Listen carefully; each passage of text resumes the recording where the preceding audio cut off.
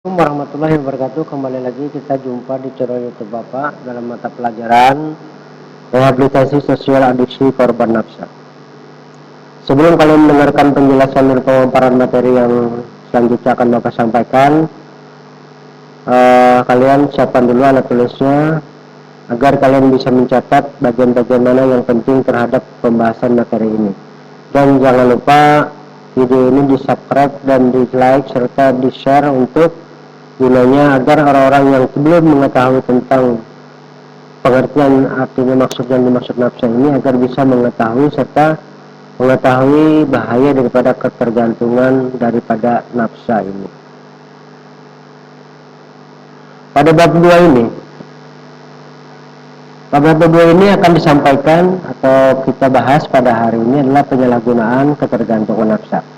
Yang dimaksud penyalahgunaan narkoba atau nafsa adalah suatu pola perilaku di mana seseorang menggunakan obat-obatan, golongan narkotika, psikotropika, dan zat aktif yang tidak sesuai fungsinya.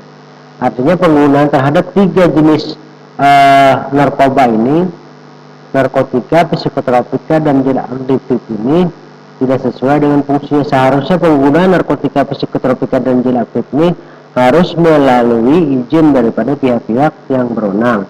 Misalkan seperti narkotika, psikotropika, dan zat aktif itu harus melalui daripada izin daripada misalkan dari kedokteran atau dari dinas kesehatan, tapi pada kebiasaannya digunakan oleh orang-orang yang tidak memiliki manfaat daripada pengkonsumsian terhadap narkotika, psikotropika, dan zat aktif ini. Nah, seharusnya ketiga hal ini harus melalui resep daripada dokter ataupun melalui daripada izin orang-orang yang berwenang terhadap pengeluaran daripada zat-zat yang akan dikonsumsi oleh orang yang memang memerlukan sesuai dengan fungsinya. Jadi penyalahgunaan nafsa juga pada umumnya terjadi karena adanya rasa ingin tahu yang tinggi. Nah, kebanyakan para pemuda-pemuda sekarang ingin tahu lalu mencoba-coba, dan kemudian menjadi kebiasaan. Nah, selain itu juga penyalahgunaan nafsa pada diri seseorang juga dipicu oleh masalah dalam hidupnya. Jadi ada juga yang menyalahgunakan nafsa ini karena apa yang dihadapi masalah hidupnya tidak bisa dia selesaikan, akhirnya mereka lari ke narkoba ataupun mereka berteman dengan pecandu narkoba atau nafsa. Jadi mereka yang berteman dengan pecandu nafsa itu artinya mereka akan termasuk ke dalam lingkungan kebiasaan mereka untuk mengkonsumsi tersebut. Jadi Bapak harapkan kalian selaku seorang pelajar jangan sampai seperti ini dan harus waspada terhadap hal-hal yang akan merugikan kalian.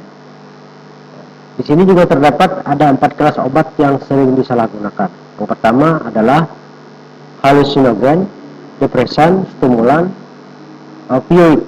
Nah, jadi keempat jenis ini yang sering disalahgunakan.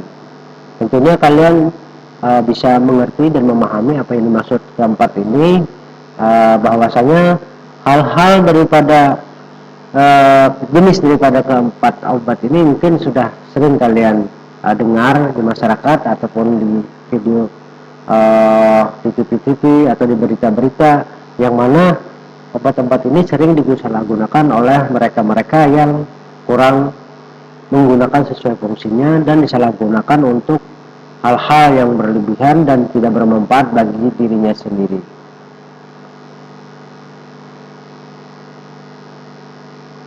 Yang selanjutnya adalah penyebab daripada penyalahgunaan nafsa. Jadi faktor penyebab dari penyalahgunaan nafsa ini adalah pada umumnya terjadi karena adanya rasa ingin tahu yang tinggi seperti yang dibahas di depan tadi. Dan selain kondisi juga dialami oleh penderita gangguan mental, misalkan gangguan bipolar atau skizofrenia. Artinya skizofrenia itu seseorang yang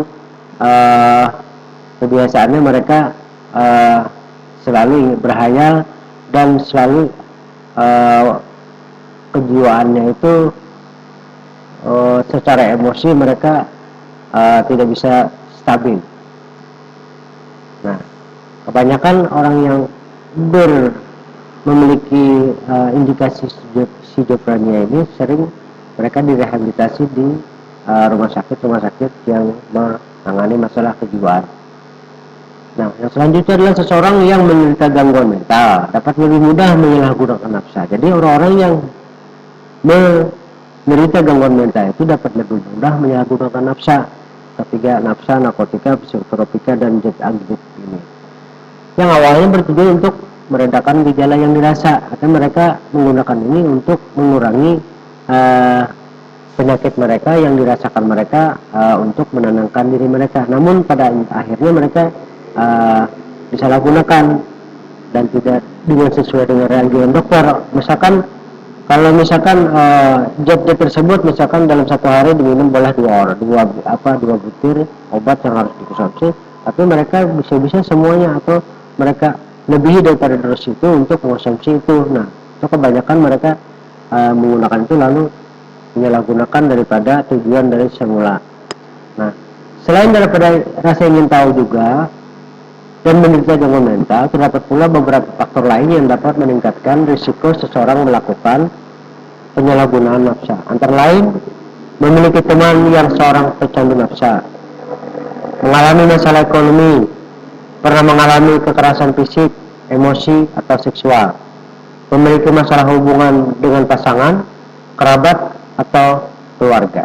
Nah, hal-hal inilah yang menjadi bukan faktor pada intinya adalah untuk menyalahgunakan nafsa. Jadi kalian kalau melihat daripada pemaparan Bapak ini, jika seandainya hal-hal terjadi pada diri kalian, alangkah baiknya kalian jangan sampai terjerumus kepada penyalahgunaan obat-obatan ini atau narkotika, psikotropika, dan zat adiktif lainnya.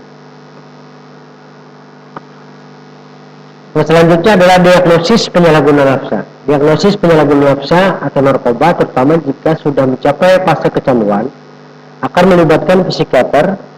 Kriteria yang ada pada diagnostik dan statistical manual of mental disorder digunakan psikiater sebagai salah satu dasar diagnosis. Nah, diagnosis juga dapat menggunakan serangkaian tes seperti tes urin atau darah. Selain untuk mendeteksi zat terkandung di tubuh, tes tersebut juga digunakan untuk memeriksa kondisi kesehatan pasien secara menyeluruh. Jadi di dalam kondisi penyalahgunaan ini, diagnosisnya ataupun untuk mengobservasi atau ingin mengetahui daripada tingkat kecanduan daripada fase kecanduan oleh penyalahgunaan nafsa tadi, itu digunakan akan melibatkan psikiater. Selain daripada dokter, juga di sini keterlibatan kalian juga pada saat ini adalah juga kalian seorang pelaku pekerja sosial yang kompetensi keperawatan sosial juga terlibat di dalam bidang ini. Terutama kalian akan memberikan sesuatu